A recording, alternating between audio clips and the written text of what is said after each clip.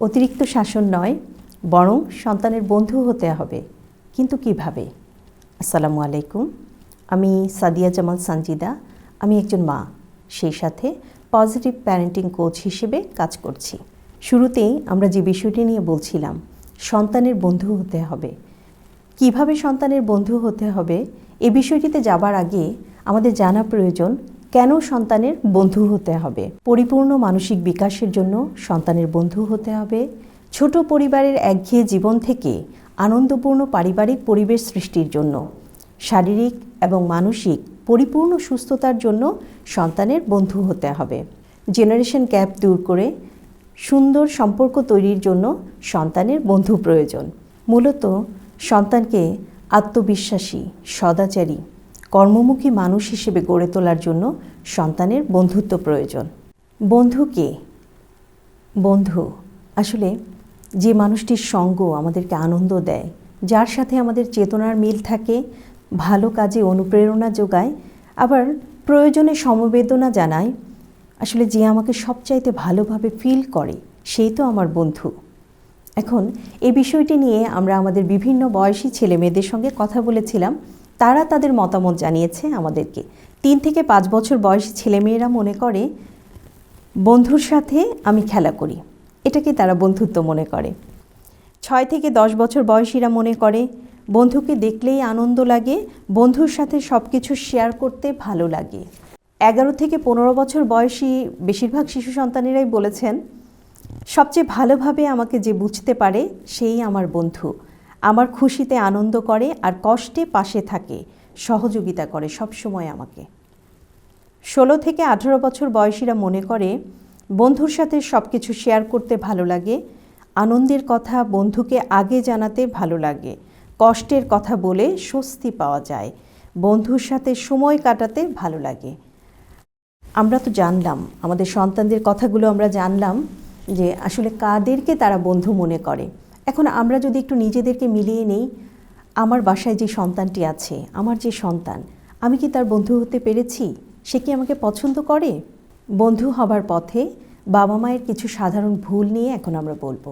Quality সময় না দেয়া, সন্তানের বিশেষ দিনগুলোতে তার পাশে না থাকা, একাধিক সন্তান থাকলে তাদের মধ্যে তুলনা করা বা বৈষম্যমূলক আচরণ করা, সন্তানের কোনো ভুল হলে সাথে সাথে ভুল ধরিয়ে দেয়া অথবা অন্যের সামনে ভুলটি নিয়ে বলা, সন্তানকে পরিবারের কোনো দায়িত্বে না রাখা বা পরিবারের অংশ হিসেবে তাকে বড় না করা। এবার চলুন দেখি, আমরা আমাদের সন্তানদের বন্ধু হতে চাই, কিন্তু এক্ষেত্রে আমাদের করণীয় কী? প্রথমত, সন্তানের বন্ধু হতে হলে প্রথমে জানতে হবে আপনার সন্তান কেমন বন্ধু পছন্দ করে। প্রত্যেকেরই বয়স, চাহিদা এবং পরিবেশ ভিন্ন ভিন্ন, তাই বন্ধু হিসেবে তার চয়েসটাও কিন্তু ভিন্ন হতে পারে। তাই আমরা যদি একটু জেনে নিতে পারি সে কেমন বন্ধু পছন্দ করে, তাহলে খুব সহজেই আমরা তার বন্ধু হতে পারবো। কিন্তু এখানে একটা বিষয় আমাদের মনে রাখতে হবে, আমরা অভিভাবক হিসেবে সন্তানকে যে শিক্ষায় শিক্ষিত করতে চাই, অর্থাৎ যে লেসনটা আমি তাকে দিতে চাই, আমি যেভাবে তাকে বড় করতে চাই, এই বিষয়টার ক্ষেত্রে আমি কিন্তু খুব সচেতন থাকব। কিন্তু ওয়েটা কি হবে? ওয়েটা হবে বন্ধুত্বপূর্ণ, অর্থাৎ বন্ধুত্বপূর্ণ পরিবেশের মাধ্যমে আমি তাকে সঠিক শিক্ষায় শিক্ষিত করব। এই বিষয়টা আমাদের মনে রাখতে হবে। দ্বিতীয়ত, আমরা যে বিষয়টি বলছি কোয়ালিটি সময় দেয়া, সন্তানকে কোয়ালিটি সময় দেয়া, এর কিন্তু কোনো বিকল্প নেই। অর্থাৎ সন্তানকে কোয়ালিটি সময় দিতেই হবে। সেটা আমাদের ব্যস্ততার কারণে অন্ততপক্ষে দিনে 1 ঘন্টা হলেও তাকে এই সময়টা দিতে হবে। অর্থাৎ সন্তানের প্রত্যেকটি ক্ষেত্রে নিজেকে আপডেট রাখতে হবে। আজকে সারাদিন আমার সন্তান কি পড়াশোনা করলো, কতটুকু পুষ্টিকর খাবার খেলো, তার সারাদিনের সময়টা সে কিভাবে অতিবাহিত করলো, এবং এই যে প্রতিনিয়ত তার শারীরিক মানসিক পরিবর্তন হচ্ছে, বিভিন্ন ঘটনার মধ্যে দিয়ে যাচ্ছে, সে নিজেকে কতটুকু খাপ খাইয়ে নিতে পারছে, এই বিষয়গুলো সম্পর্কে আমাদের আপডেট থাকতে হবে। এবং কখন আমরা বুঝবো যে আমরা সন্তানকে কোয়ালিটি সময় দিচ্ছি? যখন আমাদের এই সময়টুকুর জন্য আমাদের সন্তানেরা অপেক্ষা করবে, অর্থাৎ সে চাইবে যে কখন আমার মা বা বাবা আমাকে নিয়ে বসবে, আমি তাদের সঙ্গে শেয়ার করব, আজকে এই ঘটেছে, এই বিষয়গুলো বাবাকে বা মাকে বলবো। তার যখন অপেক্ষা সৃষ্টি হবে, তার যখন ডিমান্ড তৈরি হবে যে না আমি বাবার সঙ্গে মায়ের সঙ্গে এই কথাগুলো বলতে চাই, তখন বুঝবেন যে সত্যিকার অর্থেই আপনি কোয়ালিটি সময় দিচ্ছেন। তৃতীয়ত, প্রত্যেক সন্তানের ভিন্ন ভিন্ন অনন্যতায় বিশ্বাস করতে হবে। একজনের সঙ্গে আরেকজনকে তুলনা করা যাবে না। আসলে প্রত্যেকটি মানুষ আলাদা, প্রত্যেকটি মানুষের চিন্তা চেতনা ভিন্ন ভিন্ন। এই যে ভিন্ন অনন্যতা, এই ভিন্ন অনন্যতাকে সম্মান করতে হবে।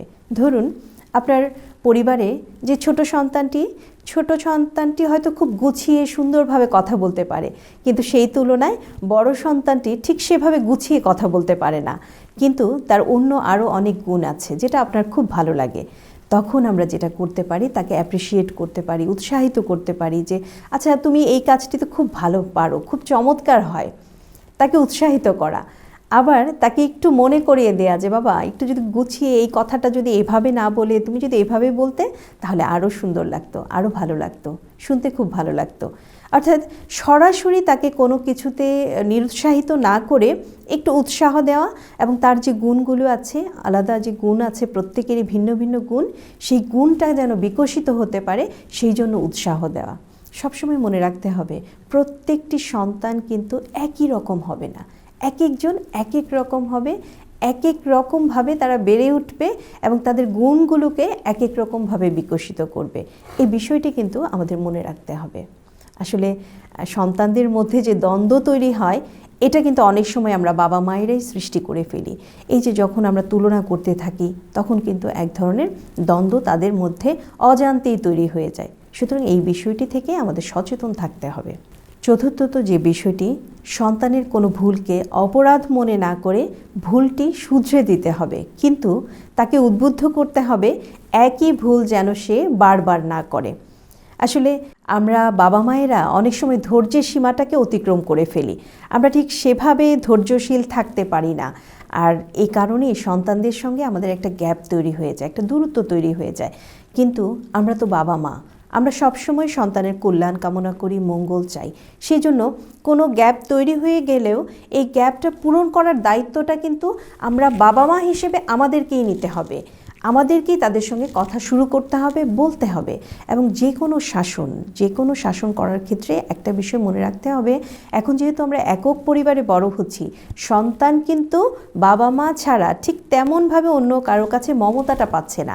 এই যে মমতাটা সে পাচ্ছে না, তার মধ্যে একটা গ্যাপ তৈরি হয়ে যাচ্ছে, এই গ্যাপটা পূরণের দায়িত্ব কিন্তু আমাদের। অর্থাৎ শাসনও করতে হবে, সেই শাসনের পরে মমতাটাও যেন আমরা সঠিকভাবে দিতে পারি, এই বিষয়টার প্রতি সজাগ থাকতে হবে আমাদের। সর্বশেষ যে বিষয়টি বলবো, সন্তানকে পরিবারের অংশ করা। এটা আমরা মোটামুটি সবাই জানি, কিন্তু কিভাবে করব?